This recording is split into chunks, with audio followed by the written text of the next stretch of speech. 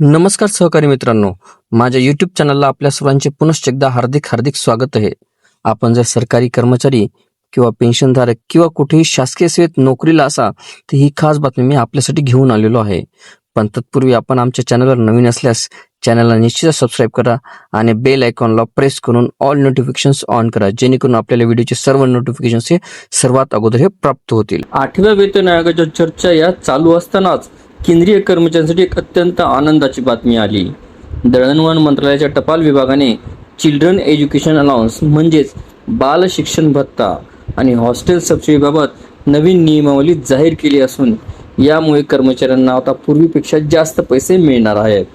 वाढत्या महागाईच्या काळामध्ये पालकांवरील शैक्षणिक खर्चाचा भार कमी करण्यासाठी सरकारने हा महत्त्वपूर्ण निर्णय घेतला असावा. या नवीन नियमानुसार सरकारी कर्मचाऱ्यांना आता त्यांच्या प्रतिमुलाच्या शिक्षणासाठी दरमहा 2812.5 रुपये इतका शिक्षण भत्ता हा दिला जाणार आहे. विशेष म्हणजे जर तुमचे अपत्य हॉस्टेलमध्ये राहून शिक्षण घेत असेल तर सरकारकडून दरमहा 8437.5 रुपये इतकी हॉस्टेल सबसिडी ही दिली जाणार आहे. यामध्ये महत्त्वाची बाब म्हणजे तुमचा प्रत्यक्ष खर्च कमी झाला असो वा जास्त, सरकारकडून ही निश्चित केलेली ठराविक रक्कम त्या कर्मचाऱ्याला मिळणारच आहे. त्यामुळे कर्मचाऱ्यांना त्यांच्या पाल्याच्या चांगल्या शिक्षणासाठी मोठा आर्थिक आधार मिळाला आहे. सरकारने हा भत्ता आता थेट महागाई भत्त्याशी जोडून दिला आहे. ज्या क्षणी महागाई भत्ता 50% वर जाईल त्या क्षणी बाल शिक्षण भत्त्यामध्ये आपोआप 25% वाढ होईल. याचा अर्थ असा की जशी महागाई वाढेल तसा तुमच्या मुलांच्या शिक्षणासाठी मिळणारा निधीही वाढला जाईल. याशिवाय नवीन शैक्षणिक धोरणाअंतर्गत आता नर्सरी, LKG आणि UKG सारख्या प्री स्कूल वर्गांसाठी देखील कर्मचाऱ्यांना या भत्त्याचा दावा करता येणार आहे.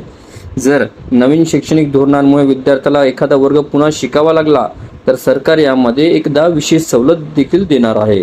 हा लाभ मिळवण्यासाठी काही अटी मात्र पाळाव्या लागतील. हा भत्ता केवळ 2 मोठ्या मुलांसाठीच लागू असणार आहे. तसेच जर पती पत्नी दोघेही सरकारी नोकरीत असतील तर त्यापैकी केवळ एकाच व्यक्तीला हा क्लेम करता येईल. रिम्बर्समेंटचा दावा वर्षातून एकदा म्हणजेच आर्थिक वर्ष संपल्यानंतरच करता येईल.